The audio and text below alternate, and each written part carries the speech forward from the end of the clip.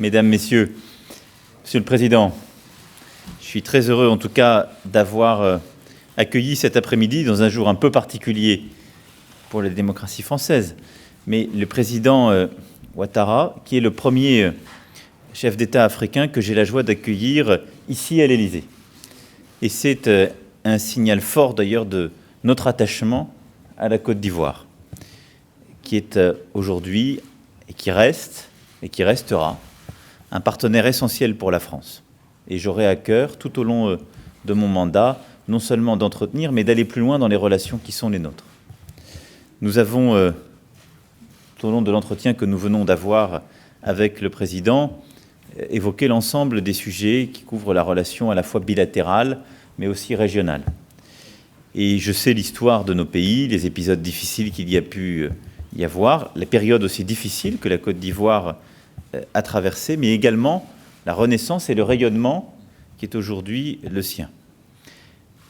Nous venons d'abord d'évoquer les sujets économiques, et en particulier, après quelques difficultés, le fait que l'économie ivoirienne est une des plus dynamiques aujourd'hui et des plus diversifiées d'Afrique, avec une croissance d'un peu plus de 7% en 2016, une économie qui est aussi au-dessus du taux de croissance moyen de l'Afrique subsaharienne. J'ai pu féliciter d'ailleurs le président des récentes émissions, le Premier ministre et le gouvernement à ses côtés, qui ont été faites par la Côte d'Ivoire et qui ont non seulement affiché des taux qui étaient plus faibles que les taux attendus et une sursouscription dans plusieurs devises.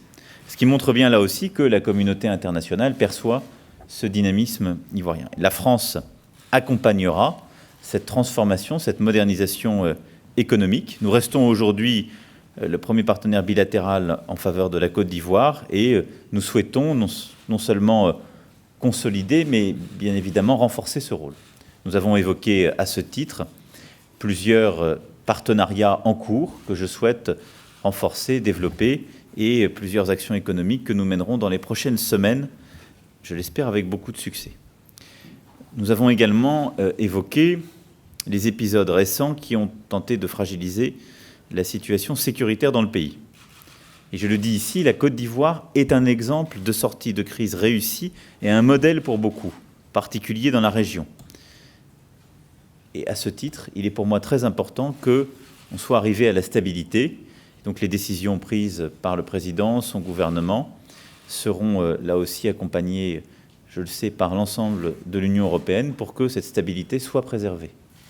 C'est très important après ce que le pays a connu, et je considère pour ma part que le retrait de l'opération de maintien de la paix et l'élection de la Côte d'Ivoire la semaine dernière au Conseil de sécurité des Nations Unies ont consacré justement cette stabilisation politique qui est importante pour nous tous. J'ai à ce titre félicité le président Ouattara de son engagement indéfectible pour la paix, pour la stabilité, non seulement dans son pays, et les réformes institutionnelles qu'il est en train de mener et qu'il continuera à mener vont en ce sens, sont absolument indispensables, mais également pour toute la région. Nous avons également eu l'occasion d'évoquer plusieurs questions régionales. Notre préoccupation toute particulière, évidemment, pour la situation du Mali, où j'étais il y a quelques semaines et où je retournerai, en tout cas pour le compte de laquelle je retournerai dans le cadre du G5 Sahel le 2 juillet prochain. À ce titre, je pense que nous devons continuer le travail qui est fait en termes de coopération militaire, de coopération en matière de renseignement, et il est essentiel que nos pays continuent à œuvrer pour que, dans la région, nous gagnions cette bataille face au terrorisme, quelles que soient d'ailleurs les formes que celui-ci prenne, mais également la bataille qui permettra de prévenir les percées que font parfois ces troupes terroristes ou la capacité qu'elles ont à déstabiliser des régions en profitant de certains déséquilibres ou de la misère. Enfin, nous avons souhaité l'un et l'autre pouvoir aller plus loin sur différents sujets en termes de coopération qui, au-delà de tous les sujets économiques, culturels, politiques qui sont les nôtres et qui sont le cœur de la relation entre la Côte d'Ivoire et la France, doivent être à nos yeux développés, qui correspondent aux deux grands défis qui sont les nôtres. Nous avons un défi qui est la lutte contre le terrorisme et la sécurité de nos pays et de la région. Et à ce titre, nous renforcerons dans les prochaines semaines et les prochains mois, de manière très concrète, nos partenariats en matière de coopération militaire, de renseignement, de formation militaire. Et je considère aussi que nous devons donner une composante préventive à travers une coopération plus forte en matière éducative. Et là-dessus, nous prendrons des mesures très concrètes. Le deuxième défi qui est le nôtre, c'est le défi climatique. Nous l'avons évoqué, je remercie le président d'ailleurs à la fois d'avoir réaffirmé son engagement fort pour l'accord de Paris, mais d'avoir aussi réaffirmé les efforts de la Côte d'Ivoire dans ce cadre. Nous devons ensemble décider de mesures et de projets concrets qui vont en ce sens. Projets de transport urbain, projets d'assainissement de l'eau, projets d'innovation qui permettent d'accompagner ces transformations, en particulier de l'économie ivoirienne, et qui, de manière concrète, accompagnent un engagement diplomatique avec une transformation économique et sociale. Et donc la France accompagnera tout particulièrement ces projets et souhaite participer à ces derniers dans le cadre de la transformation de l'économie de la société ivoirienne. J'aurai le plaisir, Monsieur le Président, de me rendre chez vous au moment du sommet Union européenne-Afrique, puisque vous accueillerez ce sommet. Je serai donc personnellement là. La ministre compétente se rendra dès le mois de juillet donc aux Jeux Olympiques, et nous continuera, fin juin même, nous continuerons ce travail ensemble en nous revoyant nous-mêmes début juillet, donc en marge du G20. Cette relation qui unit nos deux pays est forte, intense, et dans le cadre que je viens d'évoquer, c'est le souhait de la France de la poursuivre et de la renforcer. Je vous remercie en tout cas, encore une fois, d'être là avec nous cet après-midi. Merci, Monsieur le Président. Merci beaucoup, Monsieur le Président. Monsieur le Président, je voudrais vous remercier de me recevoir en ce jour particulier, jour d'élection, et de prendre le temps de nous recevoir cet après-midi. Et évidemment, cela montre toute la considération que vous avez pour la Côte d'Ivoire, pour mes concitoyens, et je voudrais vous en remercier. Et aussi vous féliciter pour votre brillante élection. Je souhaite qu'aujourd'hui soit une bonne journée, une bonne nouvelle en fin de journée pour vous. Et vous dire que la Côte d'Ivoire, au cours de ces dernières années, a fait des progrès importants dans le domaine économique, dans le domaine sécuritaire. Le pays va bien.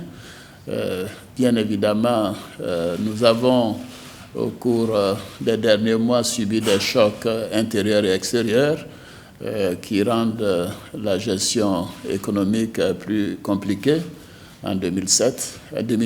Mais malgré cela, nous pensons pouvoir maintenir un taux de croissance d'environ 7%, comparé à la moyenne de 9% que nous avons connue au cours des 5 dernières années. C'est dire que la gestion macroéconomique et notre volonté de réduire la pauvreté sont effectivement en train de prendre, et qu'au cours des prochaines années, la Côte d'Ivoire continuera d'être un modèle de bonne gouvernance, de bonne gestion.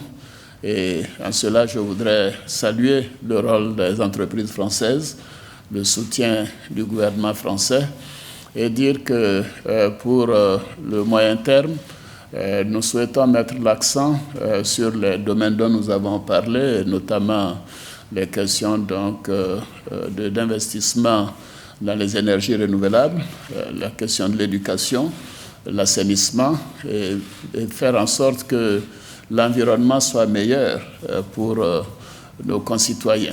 Et de ce point de vue, je voudrais dire également que nous saluons votre position et vos déclarations sur l'accord de Paris. Je vous ai dit tout à l'heure que vous êtes la voix des sans-voix que nous sommes, et nous considérons que le climat est un domaine essentiel pour les pays africains, et par conséquent, nous avons ratifié l'accord de Paris et les instruments ont déjà été déposés aux Nations Unies, et nous voulons vous encourager à garder ce leadership dans le monde pour améliorer la situation donc, de l'ensemble de la planète. Au niveau de nos relations bilatérales, nous avons évoqué également les questions sécuritaires, mais également régionales. Je voudrais vous féliciter pour le voyage que vous avez effectué au Mali, à Gao.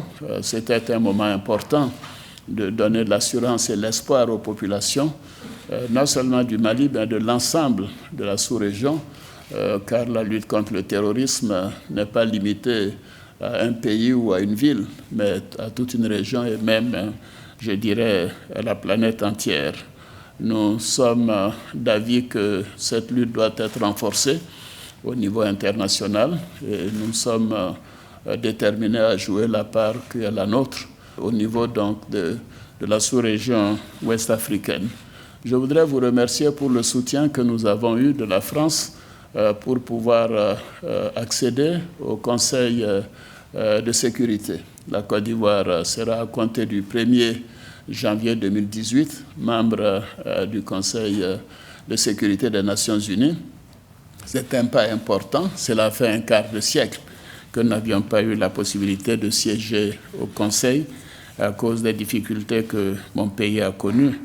Et donc nous considérons que c'est une évolution importante pour la Côte d'Ivoire et pour la sous-région.